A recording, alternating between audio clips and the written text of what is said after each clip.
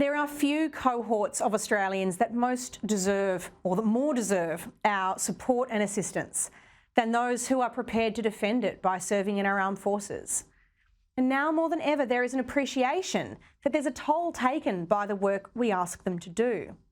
The men and women who are deployed in our name can experience great hardship and be affected by events that cannot be unseen. The Royal Commission into Defence and Veteran Suicide has helped people understand the depth of difficulty that veterans can experience. The Department of Veterans Affairs, or DVA, spends about $13.2 billion each year supporting about 166,000 veterans and 117,000 of their dependents based on 2017 data. It works out to be about $47,000 per veteran. It's more generous than other workers' comp schemes, but it's also rigid, outdated, unnecessarily complex for those who have to navigate it.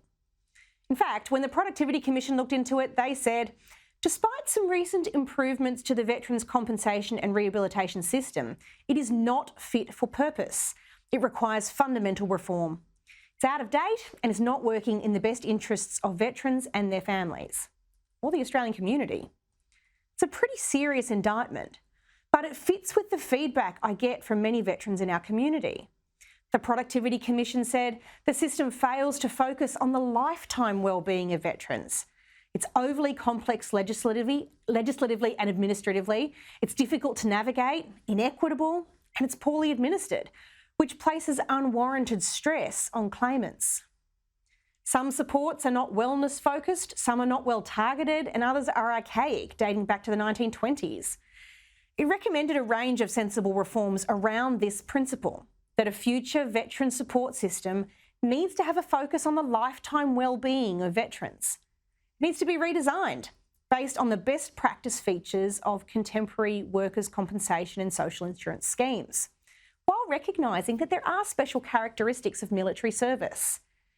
And this will change the incentives in the system so more attention is paid to the prevention of injury and illness, and to rehabilitation and to transition support. It sounds fair enough. And get this, despite the fact that this report was accepted by government, despite the fact that the Royal Commission has backed it in, the government is taking a step that is likely to cause at-risk veterans serious harm. The Step Up program pilot was introduced to allow veterans on incapacity payments to conduct an approved rehabilitation program with study as part of that program, and to remain on 100% of their pre-injury earnings as they do so.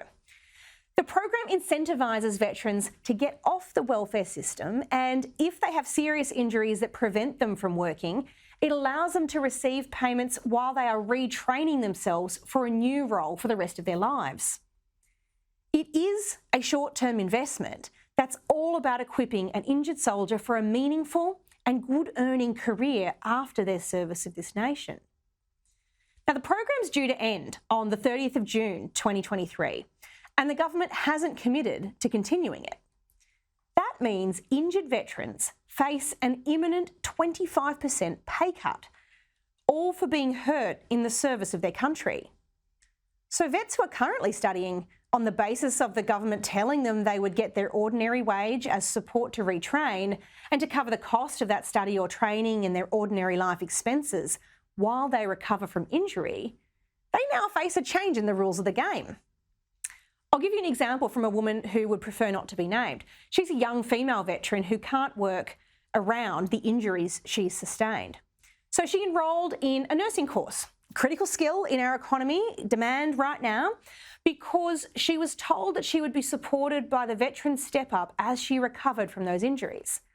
So she wanted to retrain herself to be able to do this job, which could work around her injuries for the rest of her life.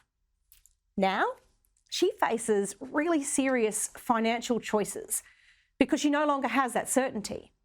She's seriously considering whether she can afford to keep studying, given the need to support her family, or whether she can continue to afford to rent their current home.